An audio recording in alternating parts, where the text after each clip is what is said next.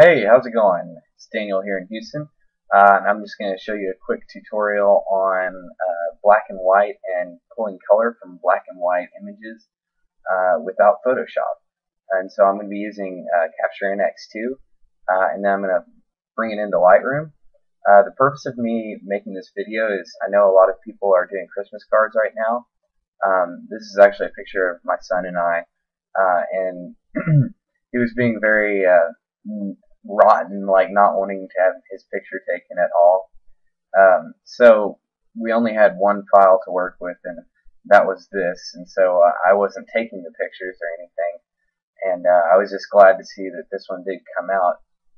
So anywho, what I'm going to do with this is first turn it to black and white. So I'm just going to go into my quick fix over here. Now, if you do have like Photoshop elements, I know that there's a way that you can do this, or Photoshop, but I don't have those programs, and so whenever I need to do something like this, I use Capture NX2. So I'm not going to mess with anything at all except for turning it black and white. So I'm going to create a new step, and I'm going to I'm going to filter, and I'm going to go to black and white conversion. Okay, so this turned the whole image black and white. Now I can go over here to my brush, and I'm going to hit minus on the brush. Increase the size of the brush a little bit. And the opacity, I want it almost all the way to 100. It doesn't have to be at 100. The hardness is at 81 is pretty hard for a brush. You'll see why. It's going to basically, that circle, if it hits any of the greenery around my hair or anything, it's not going to feather it at all. It's gonna bring that in. So we just need to be very careful. Okay, so while I do that, you can just see I'm minusing out the black and white and bringing back the color. So while I do this, I'm going to pause the program, and I'll see you in a second. Alright, we're back. I had a little bit of a problem with this little guy right here, but this is just a demonstration. I've already actually done the real thing.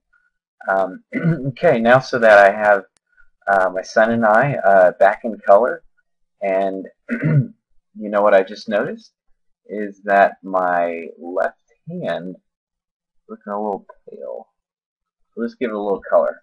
Okay, so now what I'm going to do is I'm going to export this photograph, and I'm going to export it into a folder that I've already created, and we're going to export it as a TIFF so that Lightroom doesn't go back and say, oh, this is an NEF, so let's, cut out all these black and white conversions that the user did.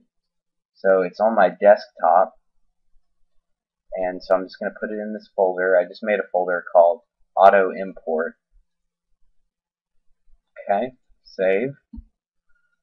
And we're going to save with RGB, 16-bit. Okay, so now in Lightroom, what it should have known to do was to automatically import my photograph.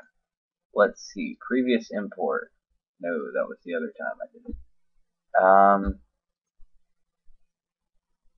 Auto import, enable auto import. So what's going on?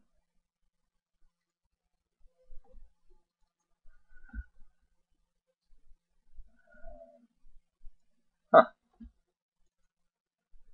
I will be right back. Okay, so I'm back. I had to look around for it, but it was actually in my all photographs catalog. So we're just going to open this up and go to develop. And what I'll do is I'll do a general sharpening. So I'm going to zoom in. Don't I look lovely? Alright. So I'm just going to sharpen until my hair looks too sharp. And then we are going to hold Alt or the Apple key and just get the details. Okay. Notice my son, he was moving so much that, this was the best, believe it or not. Now we can go in and just do a little teeth whitening, but we're not going to actually whiten our teeth. We are going to, I'm holding spacebar to do this. We're going to whiten my eyes to kind of match the whiteness of my son's eyes, or as close as we can get it.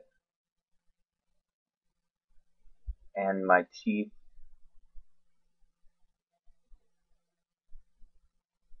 so I just got home from the dentist and my teeth are good.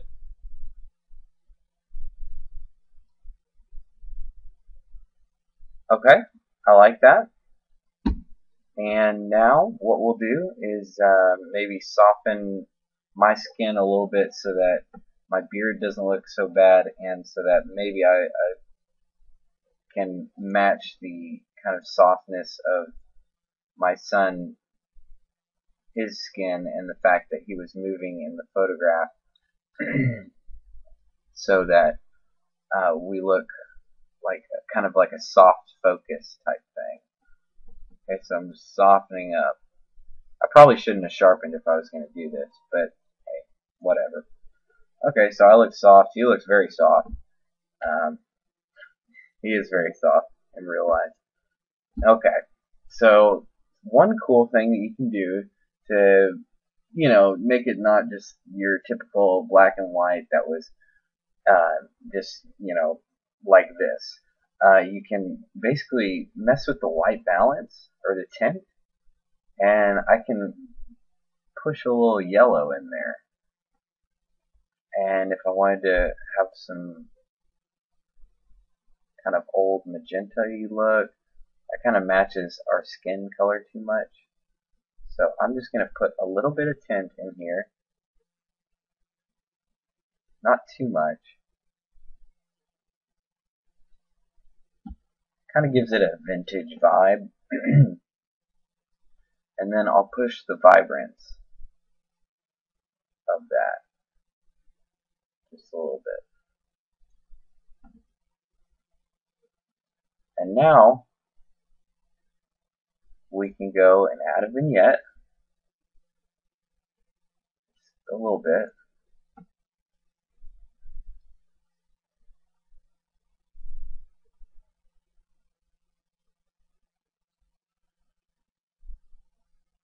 Okay, so here's my midpoint right here.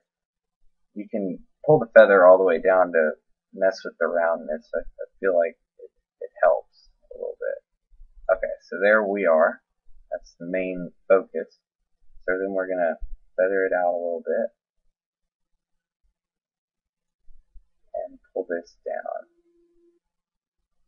so that we are the center of attraction.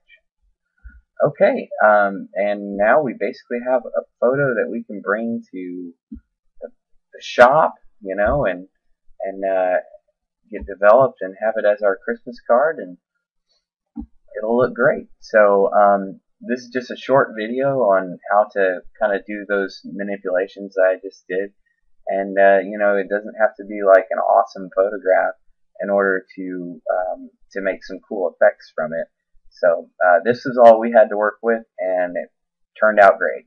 So until next time, Daniel Nugent over here in Houston, Texas, and I want to say happy almost Christmas to everybody, and I'll see you soon.